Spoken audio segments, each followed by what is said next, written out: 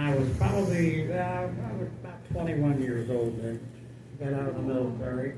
Went in when I was young. And when I came home, this happened to a lot of soldiers and sailors. Everybody you knew was gone. And I said, what do I do? Where do I live?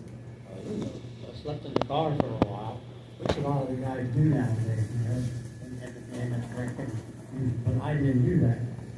I had to run into a friend of mine whose father owned a sawmill. And he said, well, I'll give you a job. So me and him ran the sawmill. Because we couldn't get nobody else to do it. And what we would do, we would get up in the morning, go down to the swamps.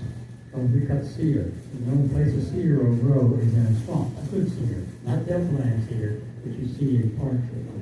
But this is the kind of cedar you get in a closet or put to keep bugs away. But what we've done with that wood, we take it back to the sawmill. He and the old guy, he would run one machine, I would run the other machine. We would cut it by hand, it was an old building, you know, one of we didn't cut our hands on. But all day long we do that, and when we get done, we cut up things, we like boxes. And what we do is these boxes, we nail them together, and we have them stacked in a building. And then when the blueberry season came along, that's what they used in the old days to put blueberries in. Oh, okay. Yeah, and they would keep longer in there. So but it was expensive, but not that, you know. And we do that all summer long, make them things that you pick, and then they ship the blueberries up to Philadelphia or wherever. And that was just the one thing I did when I get out of that. And after a while, I got tired of that. And I thought, ooh, I found that's about back in the late 60s when the Vietnam War started to get picked up. There was a lot of jobs around. So I went to work in a factory. Well, basically it wasn't a factory. It's like when they're building it out. We ground magnesium. Now, magnesium is very dangerous. That we cut it with, and everything was special tools. The actual blade heads were made of a special metal that will not spark. So I had two of them machines when I worked. No heat, no windows, no doors, no nothing. You can have walls around there, but they had to be made of tin. Why? Because with an explosion, they blow out. So I was in there one night, I was blowing, and I'm doing good. I ran that place for quite a few months. And I'm standing there and watching my TV, and all of a sudden I heard it. It went tick, tick. I said, oh no! I ran my helmet, hit the panic button, shuts the whole plant down. And then it blew up. I don't know what happened. I'm going to tell you what my life this was happening. I just fell on the floor. It's a concrete floor. If you ever see bright, you ought to see what magnesium burns like when it's all burning and it's all around you. It was as bright as the biggest sun you ever could think of. I couldn't even see it. It was like my white eyes were white. So I'm crawling on the floor. I close my eyes, I don't know I lose my vision. I'm crawling around and I think the door is over there. So I crawl over to the door. And something, all of a sudden, something grabbed my hand and they pulled me out of there, you know, and they slapped me down to make sure it wasn't on fire. So that's the first time I survived. And I never got one burn. And other people died. They blew up, they burned up. I don't know why. Something was there. And I never got a scratch. Well, that's the first time I'll tell you about some more. Well, anyway, after that, I said, I worked for a place for a while. I said, nah, you know, you're nervous, Joe. Yeah, so I can't take it anymore. So I quit that job and went in construction. Big mistake. It's just as dangerous to work in construction as it is to work in a place like that. So what we did, we built sewer plants. Well, actually, we didn't build a plant, we built a pumping station. When Like they did all the East Coast and take up and New Jersey way back. And we used to have to run everything right out the ocean. But they said we can't do that anymore, so we had to build plants. While we were building these plants, they were quite a job building these plants. We start out, of course, I wasn't there for the beginning because they didn't need me as a laborer to dig out these deep holes. Well, we're only a mile from the ocean. Now, how far do you think you could dig down before the water comes in? Maybe 10 feet. Then the ocean starts coming in. So then we have to put in cofferdams. If you don't know what a cofferdam is, you build them. But there are big, large went down big as this building. And they use these interlocking steel grates, which they drive down the pilot from the crane, which is about 50 feet in the air. Come down, sit on top of it, and drive them down into the ground. When you get your first layer around, that would be the outside one. Then you put your well points in. And once you start the well points, you can never shut them off until the job is done. Because the water part, what people don't understand is water stays at some level. And when you've got just not the water that's outside the pipe, the water's around the whole world, and it's pushing in there. And if you shut things shuts down even for 2 minutes, you can see the walls start collapsing. Of course, we were about 40 feet underground. We had to go down that deep to get down into the anchor. But with every we got the cranes we dig out down to the bottom of the 7-foot tall, 10-foot tall thing that's stood together like puzzles. They're like grooves, and that's what they're building out of. They're building very big round for the inside building that they build there. And then we got that done. We got those well points in. Now we're down about 30 feet underground. And we're still got to go another 30 feet. So then we start over again. We use the whole thing, drive things down in the ground. Get their things all over there out. These things, you get your well points in first, but you can't dig it out. You start digging, the water keeps running in. So it sucks all the water out. Finally got down to about 40 feet underground.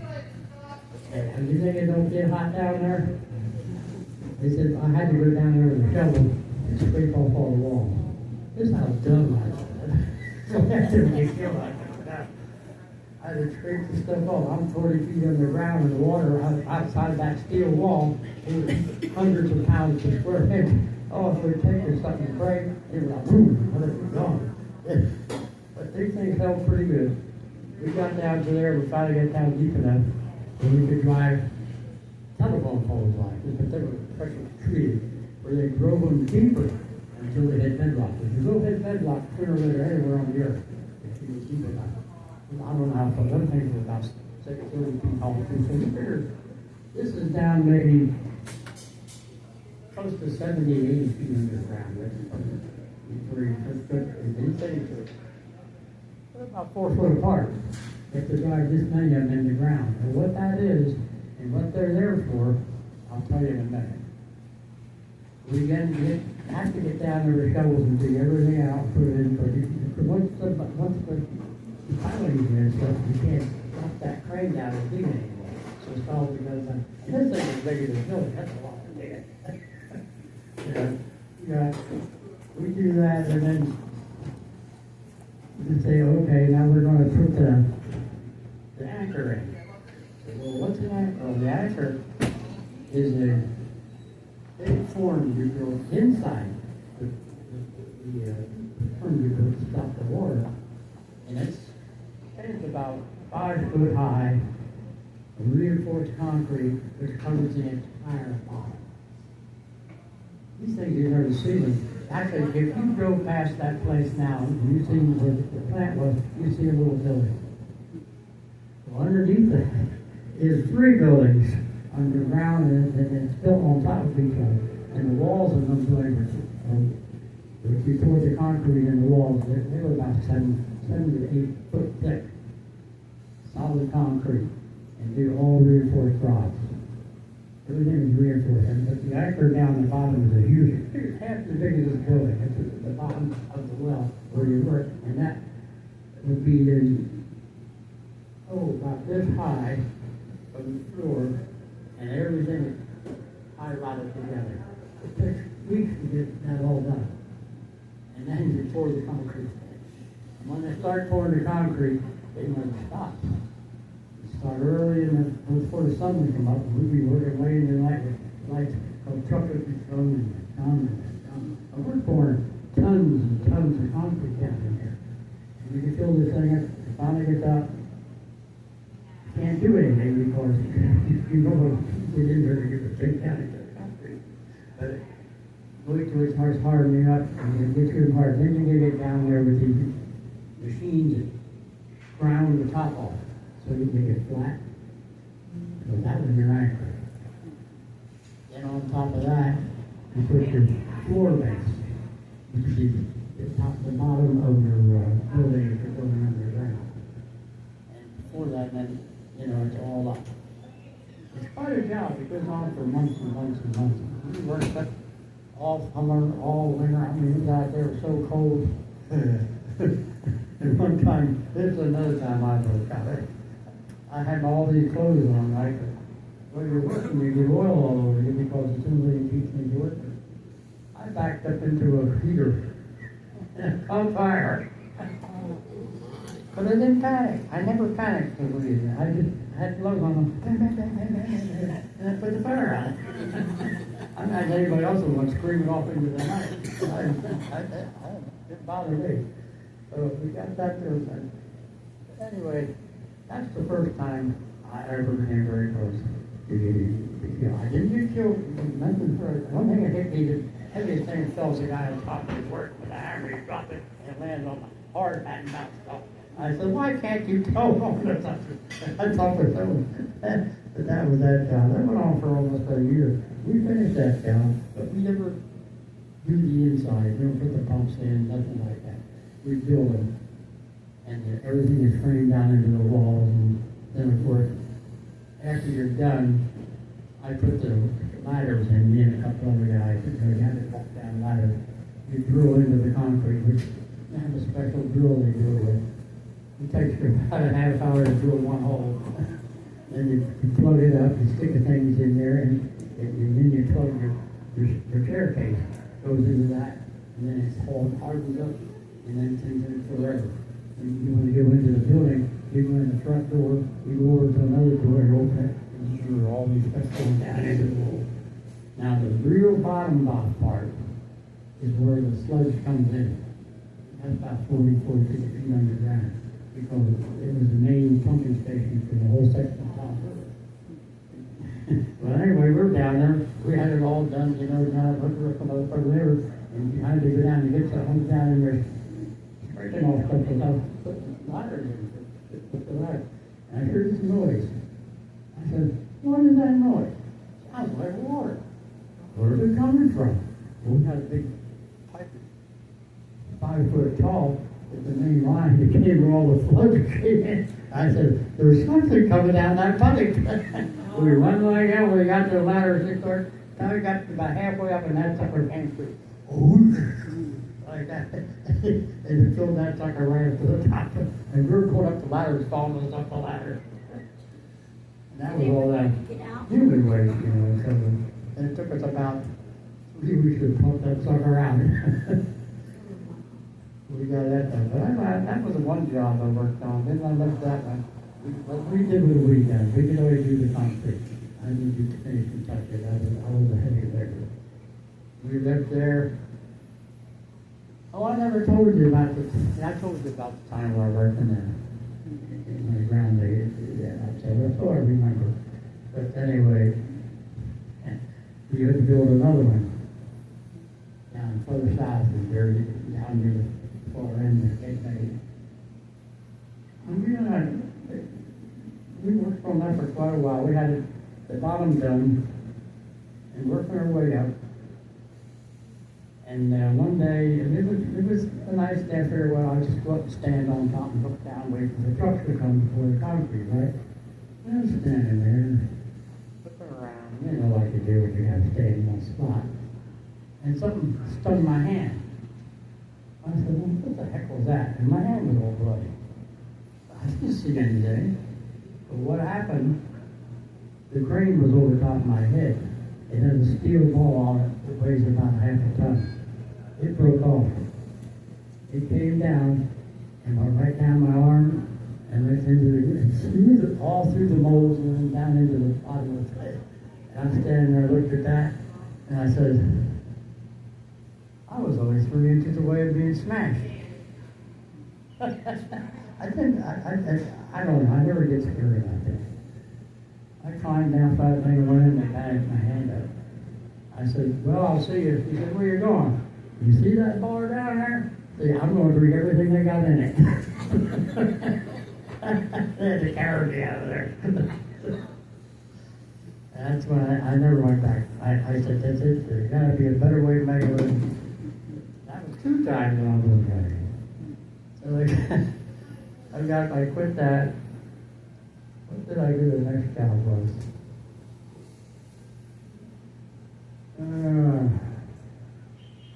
I think I went to work for the county. That was a great job. All I had to do was drive the truck. That was fun. And I had 2 guys that lived with me, both of them were alcoholics.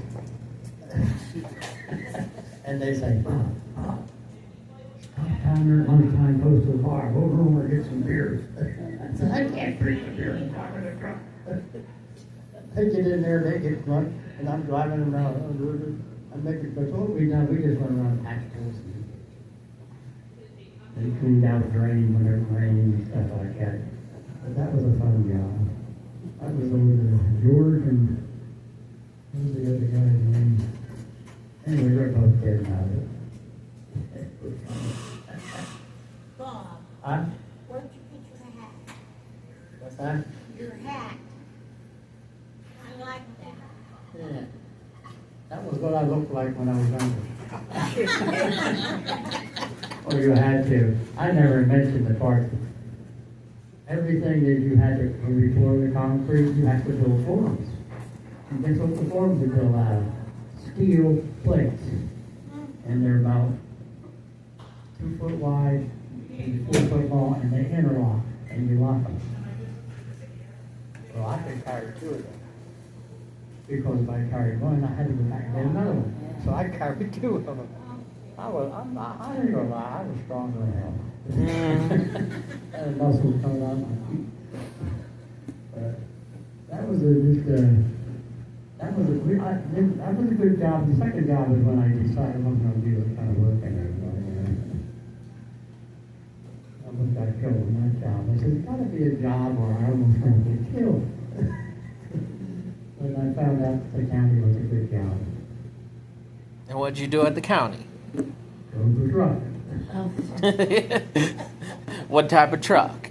It was a dump truck, big one. Yeah, there you go. We used this truck in the summertime, we use it for patching.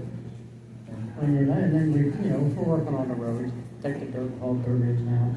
In the wintertime, we use it for plowing. I plowed snow sometimes for 3 days straight.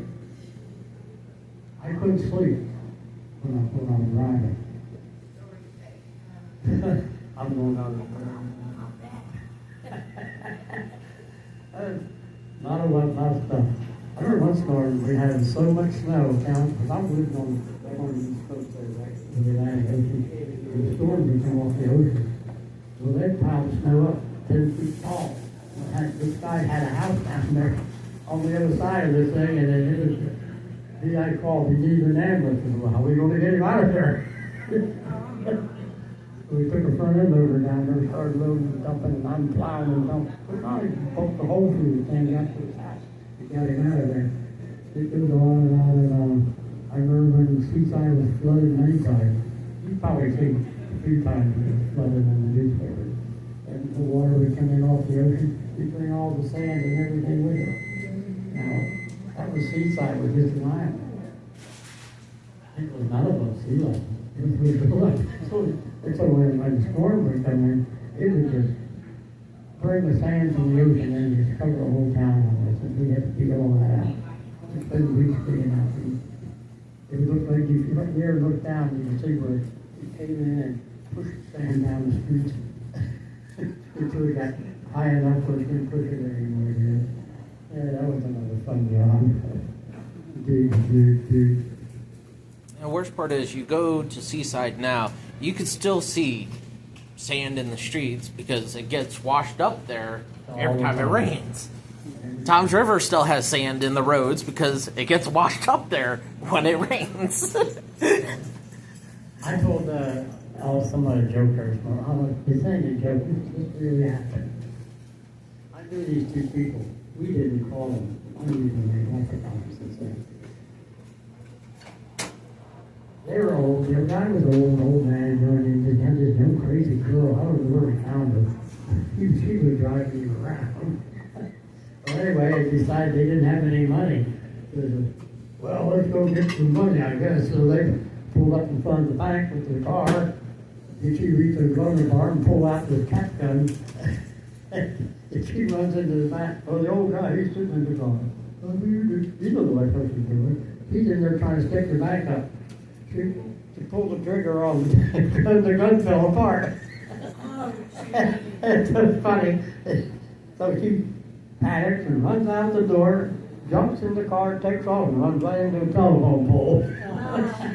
Then backed up and ran into the pole behind him. So when the cops got there, she's going back and forth trying to get this car away from the pole she ran into.